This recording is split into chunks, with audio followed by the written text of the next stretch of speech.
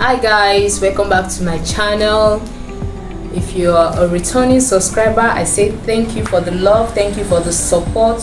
You are the best. And if you are a new subscribers, I hail you. Thank you for joining me and thank you for the support.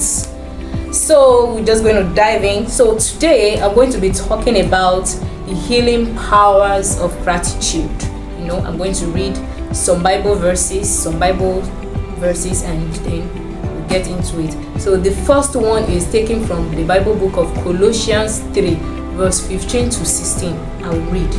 It says, "Also let the peace of the Christ rule in your hearts, for you were called to that peace in one body, and show yourselves thankful.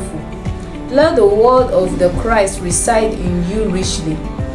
In the wisdom keep on teaching and encouraging one another with psalms, praises to God, spiritual songs, sung with gratitude, singing in your heart to Jehovah."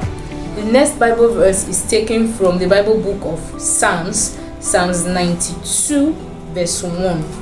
That says, "It is good to give thanks to Jehovah and to sing praises to your name, O Most High." The next one is taken from Psalms 95 verse 2. It says, "Let's come into the presence with thanksgiving. Let us sing and shout in triumph to him." The last one is taken from the Bible book of Psalms as well, 136 verse 2. It says, "Give thanks to the God of gods. His loyal love endures forever." So, Jesus, as Christians, Jesus is our yardstick, the one we want to copy, the one we want to follow in his footsteps. And Jesus, in everything he does, we see that he is always thankful, always giving thanks to God, always giving gratitude to God. When he wanted to feed the thousands of people with fish and bread, he gave thanks, and we see the result from that thanksgiving. Also, when he wanted to raise Lazarus up from the dead, he also started with thanksgiving. And also, when he wanted to pass the cup to the disciples during the Last Supper, he also started with thanksgiving. Another person that is known for giving thanks is the person of David, King David.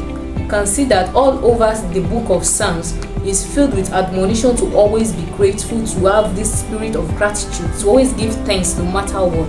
And also Paul admonished us that we should always give thanks in everything.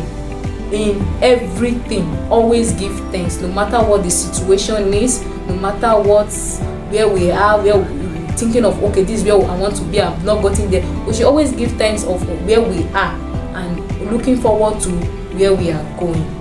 So, and it's very important, it's more profitable to count our blessings than we counting our problems.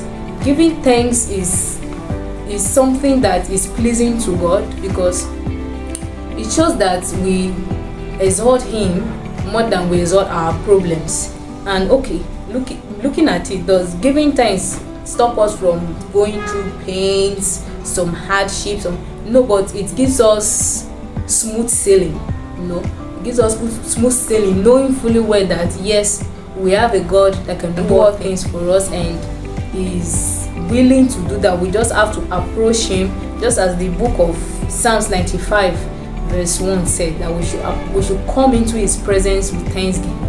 So when you want to come into the presence of God, don't go there complaining, don't go with complaining, with heaviness in heart.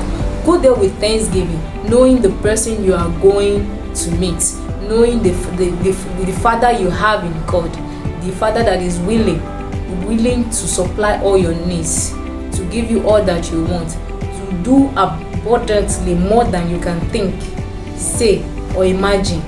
And when you go knowing that, when you go with thanksgiving, when you go with a grateful heart for the ones he has done, the one he's doing, and the one he's still going to do. When we give thanks, it also heal us. It gives us this calmness in our spirit. So whatever the situation is, no matter where we are, what we are facing, what we are going through, we should always learn to be grateful. We should always learn to be thankful. And not just only thankful to God. Yes, all the glory and all the honor goes to him, but also be thankful to those people God has placed in your life, your husband, your friends, your family, co-workers. Be thankful for their efforts in your life, for their support, and one way or the other, be grateful for everything. So what can we give thanks for? What can we give thanks for?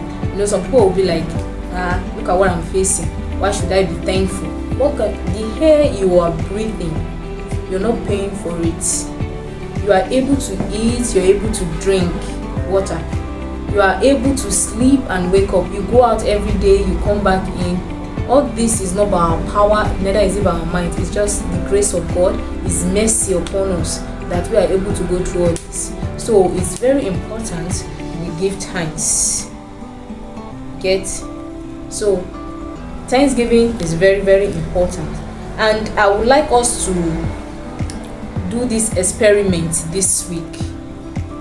2 activities actually. One, we're going to turn our social media page into a gratitude journal. What is the things you are grateful for?